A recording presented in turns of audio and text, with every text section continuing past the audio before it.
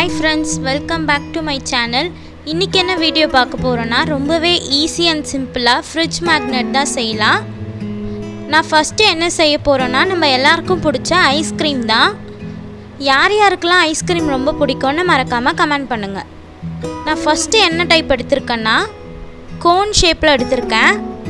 நான் இந்த வீடியோல எப்படி உங்களுக்கு ஷோ பண்ணிருக்கனோ அதே மாதிரியே நீங்க ட்ரை பண்ணி பார்க்கலாம்.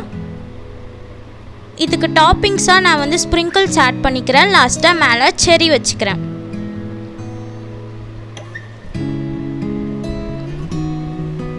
நெக்ஸ்ட் நான் என்ன பண்ண போறேன்னா குச்சி ஐஸ்கிரீம் தான் பண்ண போறேன். இதுக்கு நான் ரெண்டு கலர் எடுத்துக்கிறேன். பர்பிள் அண்ட் ஒயிட் மிக்ஸ் பண்ணிக்கிறேன்.